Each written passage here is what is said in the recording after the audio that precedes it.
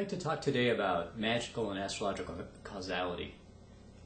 By causality, what I'm really saying is, how does astrology and magic work? First of all, clearly, according to a scientist, someone who is an atheistic materialist, that is, believes that nothing exists except matter and energy, obviously astrology and magic can't work. These are spiritual sciences, they're spiritual arts, and the spiritual just doesn't exist. It's just in people's minds.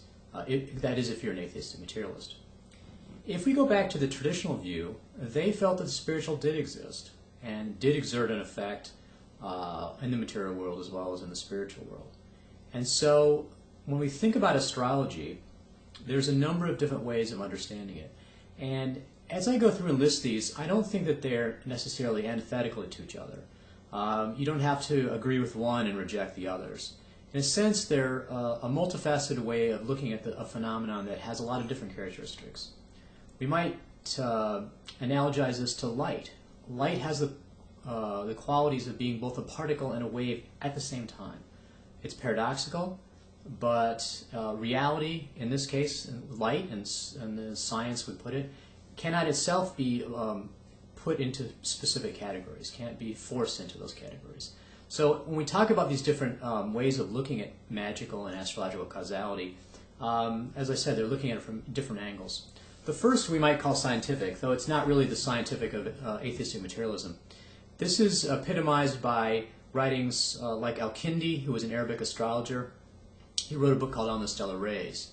And his view was that everything exerts rays that come out in a sort of direct line from the thing. And it's not electromagnetic spectrum, it's not light, it's not quantum physics or something like that. These are spiritual energy, so to speak. And so they're infinite, they go sort of like gravity, they're at infinite speed. And this lends itself to the view that astrology and magic, what's happening is that the stars actually directly cause things.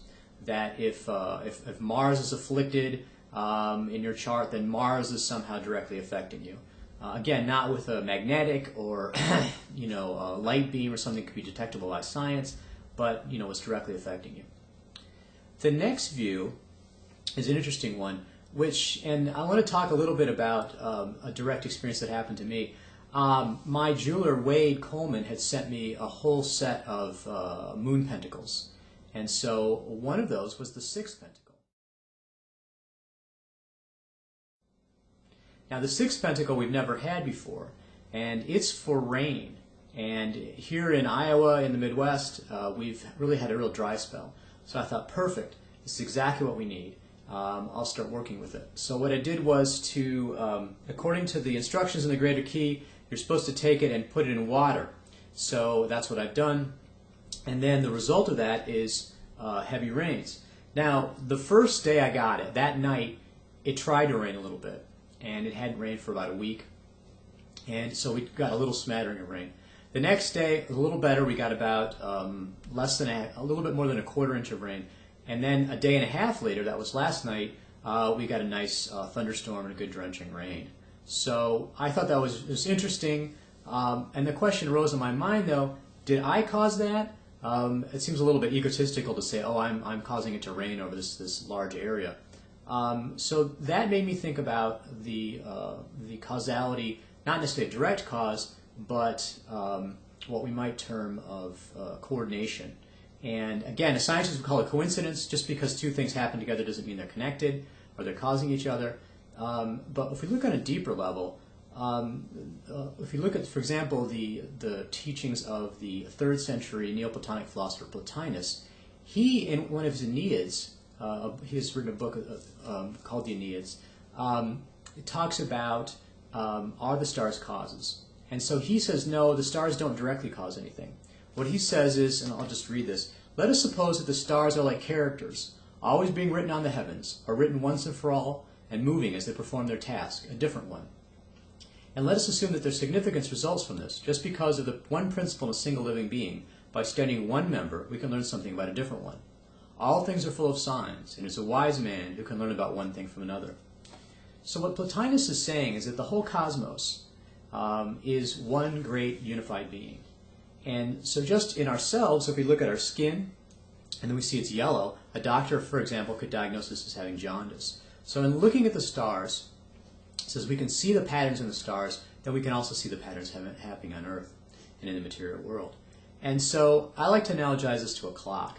And so if you have two clocks, and one is set for, they're both set for 8 a.m., and one has hands and the other doesn't have, the other has an alarm but no hands. The other has hands but no alarm. When the hands on the first clock reach 8, the alarm on the second clock goes off. Now there's no direct connection, but they're both cycling together. They're both set to the same pattern. And that underlying pattern, or innumerable patterns, are how astrology can predict. And that's another way of looking at it. So when I do astrological magic, that often comes to my mind. And with this sixth pentacle in the rain, I really wonder, and I don't know for sure, whether I caused that or whether I'm merely announcing it. And so I think that that's a mystery that I continue to work with and study as I work with both astrology and astrological magic. Now there's a third way of looking at magical causality, and that's also attractive to me, which is to look upon the planets, the astrological, the stars, different factors as personalities. And when you do magic, when you do an invocation, you can talk to these personalities, you can interact with them, and they have different personalities and things that they like, things they dislike, and if you relate to them that way, then you can work with them, and that their magic, for example, Jupiter, if you contact Jupiter at the right time, at the right hour, and you give things that he likes, then he appreciates it, and then his energy sort of manifests through you, his spirit manifests through you. So when we make a talisman, for example, like this moon talisman, the moon is actually in this talisman, the spirit of the moon. And then we can understand, the moon is associated with water, it's cold and wet, and we can see why it would be appropriate for rain. So these three views, the direct causality, cycling together, and also the magical personalities, I think are all viable ways of looking at magic, and all useful as far as causality.